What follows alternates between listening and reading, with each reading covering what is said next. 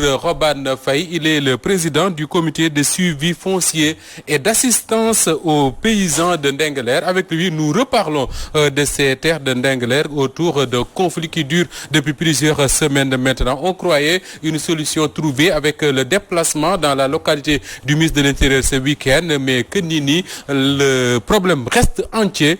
Nous en parlons avec notre invité, Dr Robane. Bonsoir à vous. Bonsoir M. Diop, bonsoir M. Kim.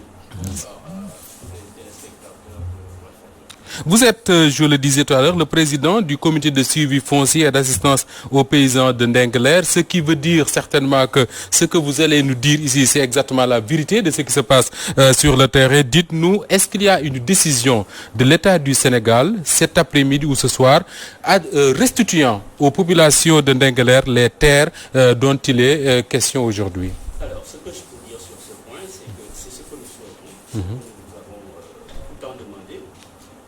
Ce que je peux dire par contre, c'est que nous sommes en négociation et que nous voudrions quand même laisser la primeur aux autorités d'annoncer ce qu'ils ont comme résultat. Ce que je dis, c'est qu'il y a eu des négociations jusqu'à aujourd'hui même et que véritablement des décisions on nous a communiqué des décisions. On vous a communiqué des décisions.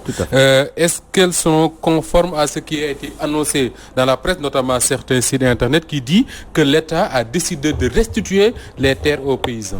Alors, comme j'ai dit tout à l'heure, c'est que nous sommes en contact avec les autorités, mais nous pensons quand même qu'on ne peut pas avoir la primeur de communiquer sur des actes qui doivent être effectivement actés.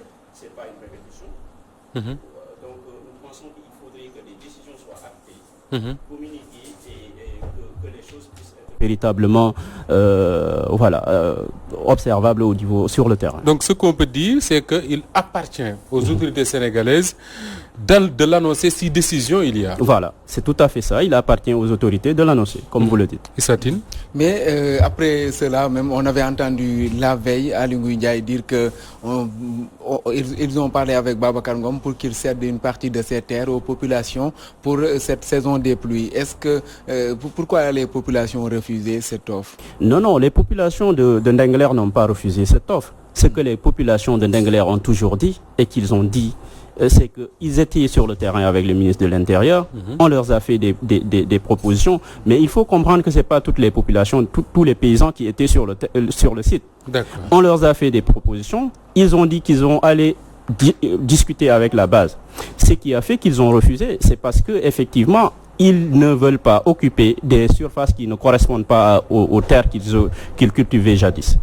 Donc c'est juste cela. C'est parce qu'ils ont seulement réclamé leur terre et ils ne veulent pas autre chose. Donc par rapport à ce qui s'est passé samedi, quand le ministre de l'Intérieur a annoncé qu'une solution provisoire avait été trouvée, beaucoup ont applaudi, mais quelques heures après, on entend les populations à travers le comité dont vous êtes le président dire que vous rejetez totalement cette décision.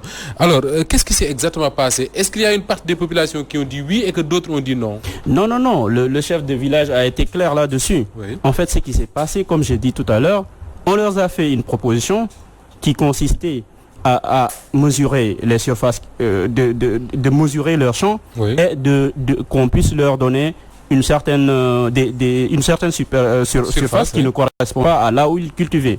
Les populations de Ndingler, les paysans, ne réclament pas plus que ce qu'ils occupaient. Ils ont dit, on nous a mandaté, on va aller retourner à la base, discuter avec les populations. Et il s'est trouvé que, avant même cette descente du ministre, on avait déjà programmé de communiquer le lendemain, ce qui correspondait au dimanche. Cette rencontre avec les autorités s'est tenue le samedi dans la journée jusqu'à dans l'après-midi. La conférence de presse de dimanche était déjà programmée avant le déplacement du ministre. Elle était déjà programmée. Et les paysans ont discuté la nuit. Tard la nuit, ils ont tenu une réunion. Et ils ont profité de la conférence de presse pour véritablement communiquer leur position par rapport à cela. Qu'est-ce que l'État, le ministère, à travers le ministre de l'Intérieur Aly Ngouille Ndiaye, a exactement proposé aux populations le samedi? Alors, ce qui a été proposé aux populations le samedi, c'est que chacun délimite, montre son champ, qu'on puisse le mesurer, et puis on va lui affecter les mêmes superficies, mais qui parfois ne correspondent pas aux champs qu'occupaient ces paysans-là. Et les paysans de Ndingler, comme je le dis tout le temps, Ils ne cherchent pas à avoir ni plus ni moins. Ils veulent tout simplement occuper les mêmes surfaces qu'ils occupaient avant. Mais quand le ministre de l'Intérieur écrit sur sa page Facebook et sur Twitter notamment que Babacar Ngom a accepté de mettre à la disposition des paysans une partie de son titre foncier, cela veut dire que pour l'État, il n'y a pas de débat. Le titre foncier appartient effectivement à Babacar Ngom. Oui, le titre foncier appartient à Babacar Ngom, mais je pense que la légitimité, s'il n'y avait pas de légitimité, on n'en serait pas là où on est. Et la légalité dans tout ça? Dans la légalité, ça dépend de là où on est. Ce que je sais, c'est que ces paysans ont cultivé ces terres pendant des centaines d'années. Et les preuves sont encore présentes au niveau de ce site. Donc je pense que même s'il détient un titre foncier, nous on a dit véritablement on ne veut pas retourner en arrière. On sait ce qui s'est passé dans cette procédure-là. On n'a pas l'intention de... Voilà. Donc au jour d'aujourd'hui, on est en négociation. Il y a des propositions. Je pense que si les paysans refusent ces propositions, parce qu'il y a une certaine légitimité par rapport à leur position. Mais la question que beaucoup se posent, Issa-Tine, c'est qu'en réalité, qui négocie pour les populations? C'est le chef de village de Ndingler ou bien c'est le comité qui intègre un peu du tout, qui négocie? Qui est l'interlocuteur de l'État ou bien de Babacar Ngom dans cette affaire? L'interlocuteur de l'État et de Babacar Ngom, je vais même dire l'interlocuteur de l'État, parce qu'en réalité on négocie, je pense, avec l'État, qui négocie peut-être indirectement avec Babacar Ngom. C'est les paysans et le comité. Je peux vous dire ici, tous les déplacements, en tout cas les rencontres avec le ministre Abdou Karim Fofana, le ministre de l'Urbanisme, on est allé, nous, comité, avec le collectif des paysans. Maintenant, vous avez les visites qui sont des visites inopinées, qui se tiennent au village. C'est avec les paysans, plus naturellement, parce que c'est les paysans qu'ils vont trouver là-bas. Mais il n'y a aucune incompréhension, il n'y a rien qui nous échappe là-dessus, même si les visites sont inopinées, mais on sait ce qui se passe là-bas. Donc, parce que nous sommes les fils de ces paysans, en fait. Donc, c'est nous, je peux dire même, pour faciliter et abréger cette réponse, ce sont les populations de Ndingler qui sont les interlocuteurs de l'État. Pourquoi des visites inopinées? Pourquoi ils ne vous avertissent pas? Non, un ministre de la République, encore que c'est le ministre de l'Intérieur, il peut aller là où il veut. Mais en négociation, il pouvait vous appeler. Non, moi je pense qu'il n'y a pas de problème par rapport à ça. Est-ce qu'il vous parle, le ministre de l'Intérieur? Mais oui, bien sûr qu'on est en contact avec le ministre de l'Intérieur. On est en contact avec le ministre de l'Intérieur. Il n'y a pas de problème là-dessus. Nous, on ne voit pas de problème. Chacun avec ses méthodes. Ce que nous savons, c'est que nous, nos positions et les positions des paysans, c'est les mêmes positions. Si Babacar Ngom accepte de reculer d'une part, pourquoi la population de Ndingler n'accepte pas de reculer d'autre part pour peut-être trouver des solutions? Non, mais Babacar Ngom, c'est lui qui sait pourquoi il recule. Les populations de Ndingler, ce qu'ils réclament, c'est leur terre. Ils réclament quelque chose comme 75-80 hectares. Ils ne vont pas reculer. Ils ne demandent pas, voilà, ils n'ont dans leur tête, c'est que ces terres sont importantes parce que les populations occupent ces terres pour trouver de quoi vivre et vivre dignement, comme j'ai l'habitude de le dire.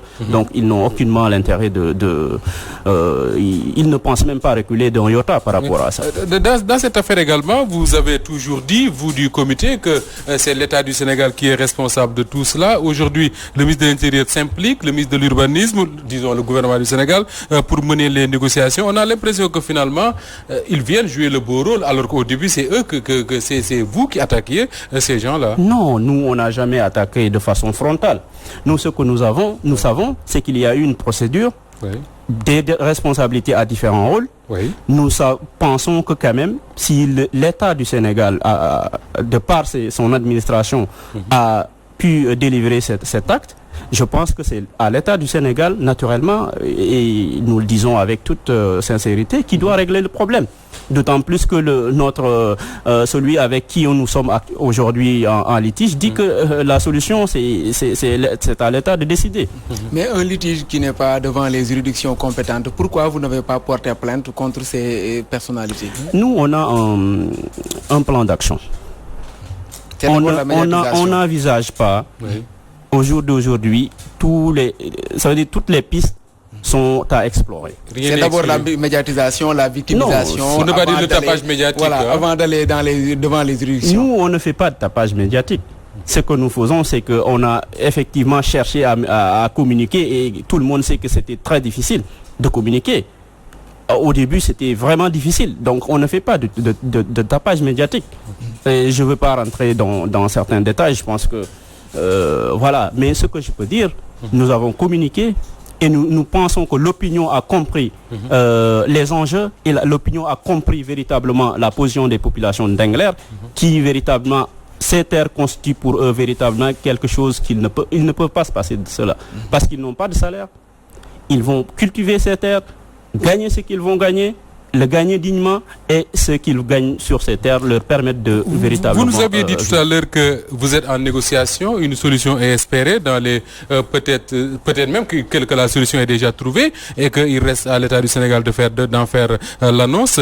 Aujourd'hui, est-ce que vous pensez qu'il y a possibilité d'une cohabitation entre la Sedima et les populations de Ndingler? Alors, ce que je peux dire sur ça, les populations de Ndingler, ils ne sont pas véritablement, ils ne se barricadent sur rien. Ce que nous exigeons, c'est que justice soit rendue. Maintenant, lorsque les populations de Ndingler seront dans leurs droits, on va apprécier la situation, puisque de toute façon, on n'a pas encore vu une solution définitive. Ce que nous pensons, c'est que si on nous fait des propositions qui militent dans l'intérêt des populations, sans véritablement que cela soit les modèles qu'on nous vend, de telle sorte que les gens perdent leur terre et ils sont employés. Je pense que nous, on peut plaider pour... Et on va réfléchir par rapport à ça et donner l'attitude à avoir. Et ce qu'on sait de cette affaire-là, c'est que le chef de l'État lui-même s'est impliqué, le président Macky Sall. Naturellement, si le ministre de l'Intérieur s'est déplacé, c'est parce que le président le veut bien. Est-ce qu'il y a possibilité aujourd'hui de trouver une solution pour permettre aux populations de démarrer les travaux champêtres, comme a dit le ministre de l'Intérieur, en attendant peut-être de renégocier après? Je pense que ce que nous entendons aujourd'hui comme proposition va dans le sens de permettre aux paysans d'occuper, je dis bien, les terres qu'ils ont toujours occupées. De tout occuper. D'occuper les terres qu'ils ont tout occupées. Ils ne comptent pas occuper une seule surface qui ne les appartient pas. Même si, par ailleurs, on sait que lorsque nous connaissons, ceux qui connaissent le terrain, les champs des paysans ne sont pas successifs. Donc, ils vont occuper les parties qu'ils ont toujours occupées. Et puis maintenant, nous, nos exigences, c'était que ces paysans-là, qu'ils ne perdent pas véritablement cet hivernage. Donc ils vont occuper ces champs-là, mais les négociations vont se poursuivre. Tout ça dépend de quels sont les actes qui seront pris, posés.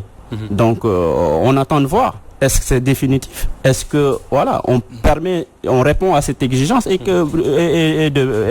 afin de permettre véritablement aux gens, aux uns et de... C'est ce qu'on peut dire, Robert Faye, avant de donner la parole à Issa. De se calmer et puis qu'on puisse sereinement discuter. Ce qu'on peut dire, c'est qu'à l'heure où nous parlons, il n'y a pas de restitution de terres. Non, on parle de mise à disposition des terres aux paysans. Sincèrement, par rapport à cette question, moi j'attends tout simplement que les autorités disent ce qu'ils ont décidé de faire et que cela soit acté. Et nous allons apprécier. Vous en avez des actes. Mais est-ce qu'il n'y a pas des personnalités ou bien des autorités tapis dans l'ombre qui essaient d'attiser le feu ou bien derrière vous la population de Ndingler? En tout cas, à ma connaissance, véritablement, vous savez, chacun a ses objectifs quand il combat. À ma connaissance, et ça, je sais que ça ne peut pas passer à partir d'un seul membre du comité. Maintenant, nos parents au village, nous les admirons, quoi. Parce qu'on voit des personnes qui ne sont pas allées à l'école, mais qui ont du discernement. Au jour d'aujourd'hui, si cela était possible, je pense qu'on serait déjà divisé. Babacar Ngom avait déclaré qu'il y a des personnes qui essaient de bloquer ou bien quand on voit même une solution dans l'avenir, cette personne-là essaie un peu de bloquer des fois. Non, cette personne, bon, il n'a qu'à dire c'est quelle personne, mais ce que nous savons, c'est que personne nous on n'a pas, d'ailleurs même nous, fils de ces paysans-là, on n'a pas une certaine influence par rapport aux décisions qu'ils vont prendre. Nous, ce que nous leur disons, et c'est clair, c'est que vous, votre position, tant qu'elle est raisonnable, elle est juste, c'est-à-dire réclamer les parties que vous cultiviez, nous, on va défendre cette position avec bec et ongle. Mais la personne qui a acheté ces terres à hauteur de 29 millions de francs CFA, plus encore 35 millions pour désherber et autres, est-ce que vous comptez faire perdre à Babacar Ngom tout cela? La valeur de ces terres au jour d'aujourd'hui, ça se compte à coups de milliards. Donc je ne veux pas véritablement avoir un commentaire sur quelqu'un qui aurait acheté des terres à 29-30 millions. il y a qu'à faire un petit calcul pour voir combien ça lui revient le mètre carré et comparer cette zone qui est à 20 minutes de Mbour. Quelle est la valeur? Ça se compte à coups de milliards. Si quelqu'un fait véritablement une transaction où véritablement c'est remis en cause, parce que s'il y a négociation et si nous en arrivons là où nous sommes, c'est parce que c'est remis en cause, mais c'est un mauvais investissement ou bien voilà, on n'a pas un problème par rapport à qu'est-ce qu'il va perdre. Donc la faute à l'État du Sénégal, cadastre et la faute à toutes les personnes qui ont été impliquées véritablement dans la procédure. Est-ce qu'à travers cette affaire Ndingler, il ne s'agit pas en toile de fond d'une autre question qu'il faudra forcément trancher, c'est la délimitation entre les deux communes de Sindia et de Ndiaganiao? Oui, certainement, il va falloir évidemment faire cette délimitation. Mais je pense que la question m'a déjà été posée. Moi, j'ai toujours dit qu'il faut délimiter juste. Et ce que nous disons par rapport à ça, vous savez, avant, il n'y avait pas non plus de limite. Oui. Et je pense que même s'il y a la loi sur je pense comment ils appellent ça, domaine national ou je sais pas comment, alors il faudrait, quand on va délimiter par contre des terres où il y a jamais eu de délimitation, mais il faut prendre en compte le fait que sûrement les limites seront les zones où les gens peuvent cultiver. Oui. De telle sorte que là où les paysans d'Ndingler ont toujours occupé, cela naturellement va les revenir. Nous pensons qu'il faut effectivement qu'il y ait des limitations, mais que cette délimitation véritablement soit juste. C'est certains de vos, je dis pas de vos détracteurs, mais certains disent que s'il faut rendre les terres, s'il faut les restituer aux populations de Djilakh parce que ça appartient au village de Djilakh. Est-ce que aujourd'hui on ne risque pas d'aller vers un autre conflit qui peut-être n'a rien à voir avec ce qu'on vit actuellement? Moi, j'ai entendu un avocat dans ce pays dire par rapport à ce sujet que on ne peut pas faire une délibération sur une chose qui n'existe pas. Oui. Donc, je remets en cause, moi, l'appartenance de terres, mais bien sûr, l'appartenance de ces terres à Djila, à Sindia, puisque il n'y a jamais eu de délimitation. Il faudrait d'abord qu'il y ait des limitations pour pouvoir dire que ces terres appartiennent à la commune de Sindia. Alors la solution elle est déjà là. Vous nous dites que il appartient aux autorités de communiquer. C'est en tout cas ce que disent également les villageois de Ndingler, que il ne leur appartient pas de dire ce que l'État va proposer. Mais est-ce qu'il y a aujourd'hui une possibilité, espoir justement que les populations, parce que c'est elles les principales concernées, puissent commencer les travaux champêtres parce que l'hivernage n'attend pas? Les populations d'Ndingler, je pense que ceux qui les suivent avaient déjà pris un certain nombre quand même de décisions par rapport au démarrage de l'hivernage. Oui. Parce qu'elles avaient dit que pour elles vont reprendre leurs terres ce lundi. Non, ils n'avaient pas dit qu'ils allaient reprendre les terres ce lundi. Oui. En fait, ils ont dit que dans les jours à venir, quand le lundi va passer, parce que le lundi, chez nous, dans la zone du Digem, c'est pas un jour qu'on travaille. Maintenant, ça, c'est par contre le Wolof qui est parlé par nos parents. Les gens ont compris que c'est à partir de lundi. Ce n'est pas à partir de lundi. Maintenant, ce qu'on s'est dit, on le sait. Nous qui étions là-bas, on l'a compris. Mais ce qu'il y a, c'est que il y a espoir. On n'a jamais douté qu'on pouvait véritablement récupérer ces terres. Espoir dans la menace, parce que c'est quand même on peut prendre ces propos comme des menaces. Non. Nous sommes quand même, on est dans une stratégie de véritablement récupérer nos terres. Nous, on n'est pas ici pour menacer l'État. On n'en a pas les prérogatives, on n'en a pas la force. Mais nous avons par contre ce qu'on appelle la détermination. Parce que nous pensons que la vérité est de notre côté. Et pour le président de la République Macky Sall, est-ce que vous sentez que l'État aide ses administrés, c'est-à-dire vous, la population de Ndingler? Bon, moi, ce que je peux dire, par rapport, en tout cas, si c'est par rapport à ce dossier-là, ce que je peux dire, c'est pas, je vais pas dire l'État a laissé faire. Quelque chose est arrivé. On a constaté tout ce qui s'est passé. On en a parlé. Des ministres ont été mobilisés.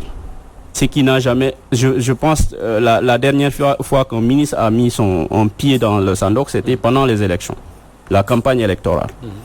Par contre, ce que je peux dire par rapport à ça, et ça c'est une invite ou bien un cri de cœur, c'est que le sandok est, je peux dire, la zone des oubliés. Mais Dieu faisant bien les choses, c'est quand même la zone où vous pouvez compter tous les corps. Les gens, c'est des intellectuels. On peut compter les officiers dans les 15 villages, ils sont nombreux. Des officiers supérieurs. Les intellectuels, des gens qui sont formés, il y en a là-bas. Par contre, ce qu'il n'y a pas, c'est qu'il n'y a pas de route. Il n'y a pas d'infrastructure. Il n'y a pas d'électricité dans les 15 villages. Il n'y en a pas. Il n'y en a pas. Il n'y a pas de route, il n'y a pas d'électricité. Et ce qui me plaît dans ça, je pense que quand même des ministres de la République sont descendus sur le terrain. Ils ont vécu avec nous ce que nous vivons quand nous voulons nous rendre là-bas. Et je pense que véritablement, on n'a pas véritablement besoin aujourd'hui de leur dire que Sandok quand même fait partie du Sénégal. Pourtant, Sandok n'est pas loin de Mbour quand même. Ah, bon, on le constate tous. Hein. En 20 minutes, on peut se rendre facilement en Ndingler. Voilà. Grand merci à vous. Mais c'est moi qui vous remercie. Docteur Robane Faye, je rappelle que vous êtes le président du comité de suivi foncier et d'assistance aux paysans de Ndingler et que vous étiez le deuxième invité de cette édition du soir qui est à présent terminée. Issa Tine, merci. Merci à Pape Modou Faye et Pape Gora qui nous ont accompagnés. Merci également à toute l'équipe technique réunie autour de Amdi Sidibé et Cheikh Tidiane Ndiaye. Mesdames et messieurs, merci de la fidélité au programme de la Voix des Sans Voix et bien à vous. Merci bien.